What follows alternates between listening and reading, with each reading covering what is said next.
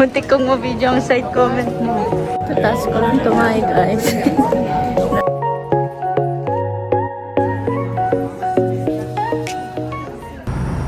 Papunta na kami ngayon ng Austria. Time check, 3:18. 3:30 pa yung tren namin. Tapos, 1 hour, 30 minutes yung tren. And then, flight namin ay 7 a.m. Join us!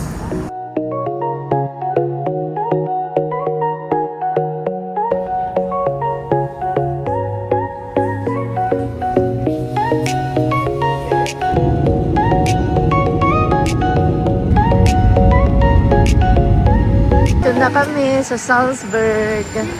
Yung airport nila kalit lang. Kaya mo, exit na agad tayo. So ito yung address ng Airbnb namin. Titignan lang namin dito sa Google Maps kung anong sasakyan namin. So merong bus 2 in 6 minutes. 9:06 aalis. Tapos 30 minutes, 21 stops. Kasi yun na, lapit tayong bababaan dun sa Airbnb. So, kailangan lang namin maghintay dito ng 5 minutes. Buti libre lang yung ano no? Libre lang siya dahil sa guest mobility. Ganda ng bus nila dito. Malinis. Dito na kami sa aming hotel. Papasok na. Nakapayong si madam dahil sobrang init. Sakit sa balat. Nag-iwan lang kami ng bag. So, wala na kaming bag ngayon. Lalakarin namin papunta dun sa oldest na bakery sa buong mundo. Charot. Yun yung St. Peter's Bakery. Tara, 29 minutes. Time check, 10:09. Ang last kain namin nung 2:00 pa. Saint Sebastian Church. Mukha siyang Catholic Church. 10 minutes pa yung pupuntahan naming bakery. Lapit na tayo. Doon tayo pupunta. Yun. Sobrang scary naman ng pedestrian na to.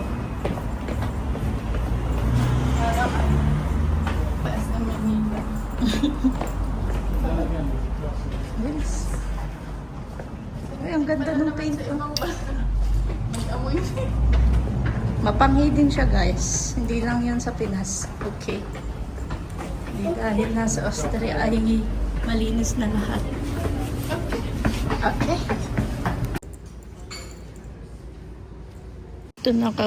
Dito na kami sa wakas. Tara, priorities. Be. Pasok na. Bango. Bango, grabe. Kung naaamoy nyo lang ngayon, ang bango talaga. Ito yung mga benta nila. Orderin namin ay cinnamon bun, brioche, tsaka isang mahaba daw na gusto nito. Yes, please show for is the higher. Breakfast secure. Babayad na lang.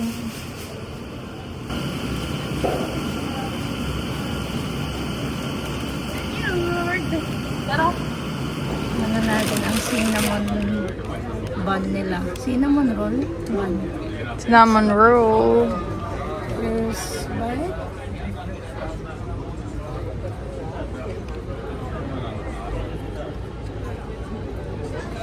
Sarap. Cinnabon or yan? Sobrang lamig. Eh, yung cinnamon madaming laman. Ito, low-key lang siya na masarap. Rin yung mas malambot.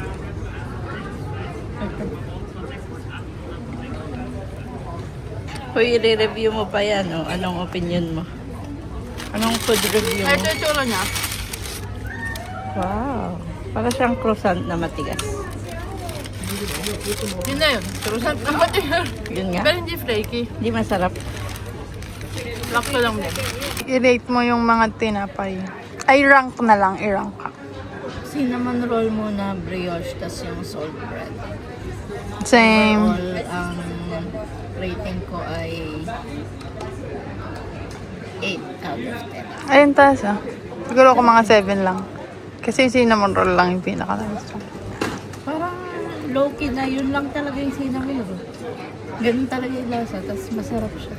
Ay, at saka malambot yung bread. Yung pala yung pinaka, ano ko. Kaya last ko yung salt bread. At na tayo dun sa Fonito. Titignan natin yung tinuturo ko kanina.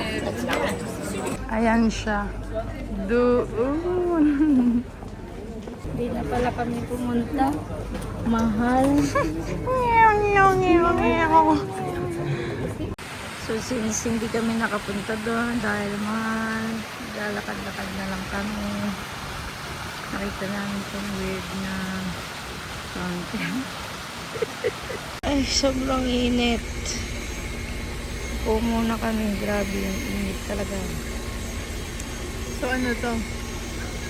This is the residential plaza.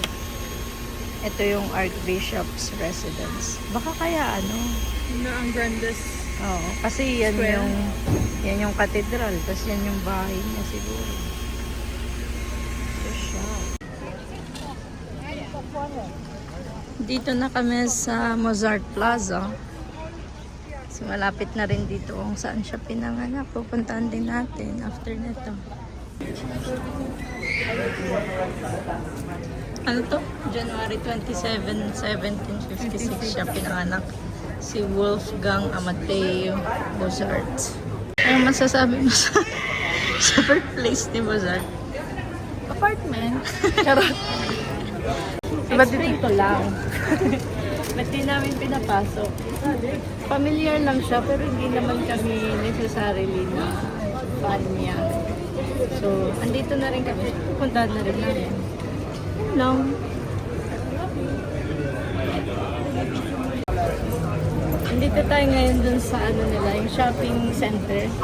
Para siyang fairy tale kasi luma pa yung mga nakalagay na name ng mga stores. Tayo lang nakapayong. Spot the Asian. Spot Asian. Dito yung sikat dito na sandwich. Balkan Grill. Bili ka isa. Ito yung nakita namin sa TikTok kagabi na nagtitingin kami. Normal lang naman siya na sandwich na mayroong ano eh, sausage. Pero sikat siya, tsaka masarap daw. So, let's see. Titignan natin. Ano tayo? Ay, ito. Yung laman. Uy, ang bango. Yung sausage na parang binibili natin sa Sa? the third. That's my onion, my curry powder. Tapos dalawa. May which? Try natin. Kalit naman ng kagat mo.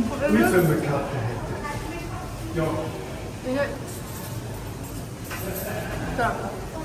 Ayan.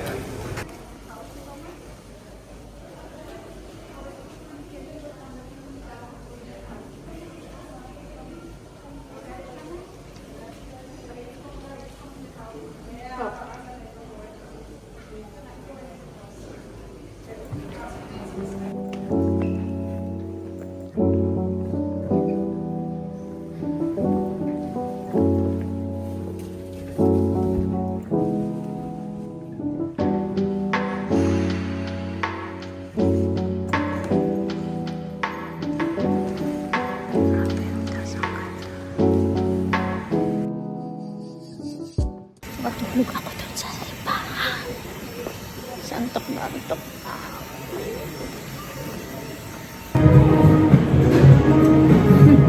Siyak lang. Naubos namin yung tinapay kanina.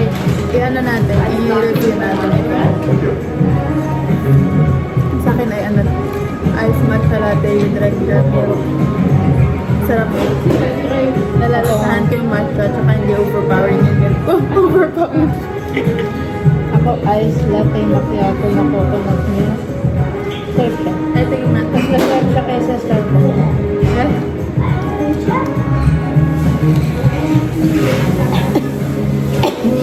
Oh, lasang niyog. Masarap siya yung coconut milk. Ano yung ano mo? Ano masasabi mo sa sauce mo? Sa Salzburg. Kala ko dito sa Domo-Domo. Sa Salzburg, maganda siya. Maganda yung Salzburg. Siya malinis na. Oh, para siyang combination ng... Maganda kasi yung ano lumamay. Yung city, tapos meron din siyang nature. Pinagsama na. Saka daming churches. Madami. Oh, Maganda din yung church kanina. Isa yun sa pinakamaganda. Kasi white yung taas. May mga paint ang ba St. yung, Peter. yung St. Peter sa Vatican. Maganda din siya pero ang daming nangyayari. Yun parang peaceful yung taas mo. Pero may mga painting. May painting din. Pero mas cohesive yung Please! yan na bet ko ang Salzburg. Oo nga, tsaka chill lang yung trip namin ngayon. Wala, ang itinerary na lang namin ay one day Salzburg, one day Hallstatt, one day Halle. Lahat, ganun lang. 3 full days, 3 nights. Sobrang init ngayon dito. Para kaming Buti nasa na lang Qatar. nalamigan tayo sa cafe. Ay, masarap pala doon, must try. Hindi ko talaga namimiss ang init ng Qatar. Pupunta ulit kami doon sa ano, Balkan Grill. Balkan Grill, pangbaon. Yeah. Sobrang nagustuhan, kaya mga pangalawa pa.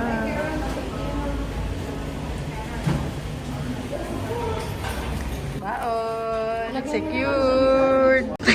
Muntik kong mabidyo ang side comment mo. Saan na tayo? Saan na tayo? Tayo dahil peak na ng kainitan. Doon muna tayo sa hotel para Matutulog. staycation ng half day. Ano? Staycation na yung half day. Yeah. Tapos dinner na lang kami papalamig. Sasakyan namin yung 4. 1 minute na lang. Ito na ata siya.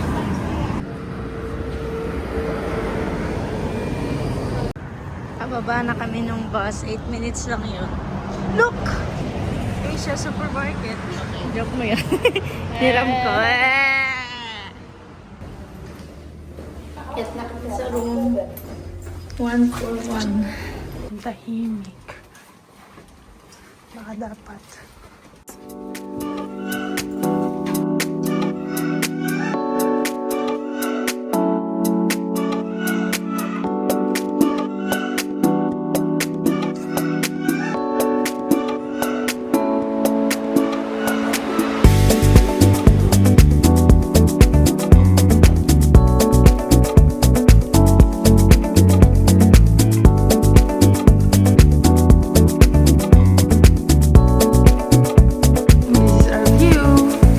Wala.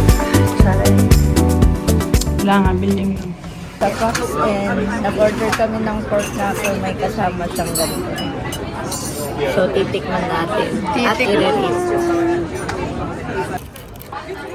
Tapos, ito daw, yung meat daw nila dito ay galing daw sa isang regional farm na free range. Yan.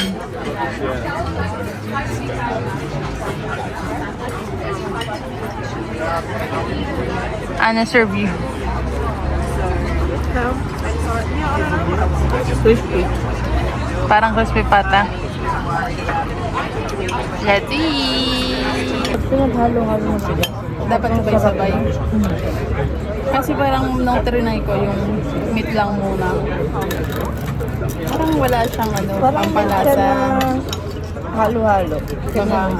Kasi kung yun lang meat lang, mas crispy pata pa rin ako. Look. Perfect bites.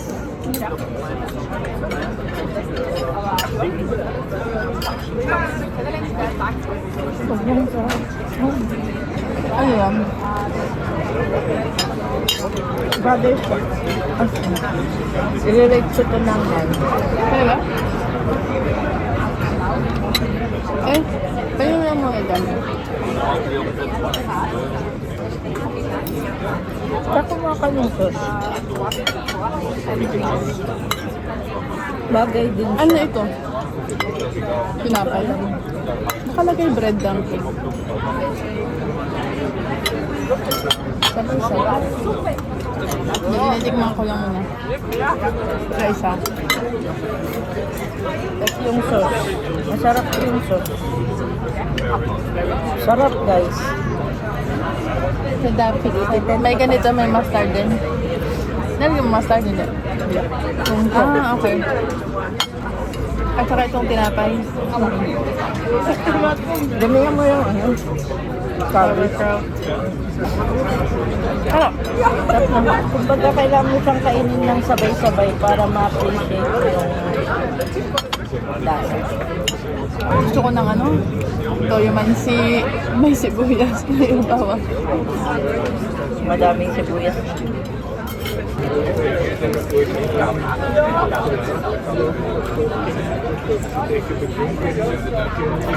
Gusto muna namin to.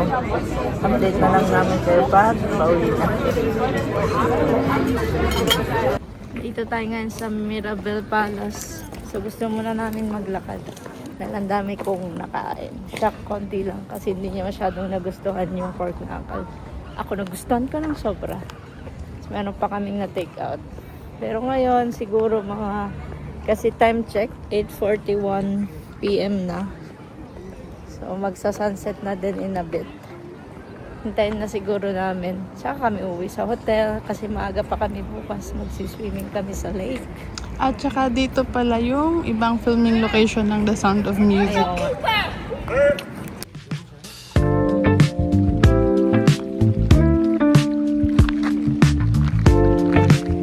Guys, yung isang scene dun sa Sound of Music dun umiikot sila dun sa may ano?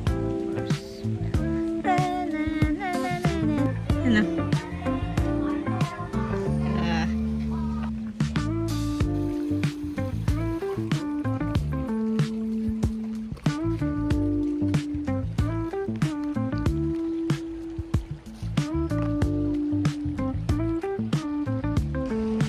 Picture muna dito.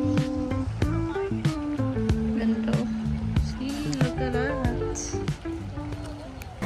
Ayan, pauwi na tayo. Pauwi na tayo kasi... Ano na eh, gabi na.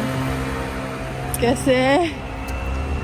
Wala akong makitang CCR. Kasi walang CR. Nadjabs na naman siya. Kaya ito na kami sa hotel.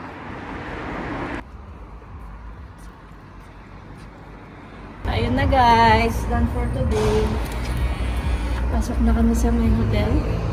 And matutulog na. Thank you for watching. Bye!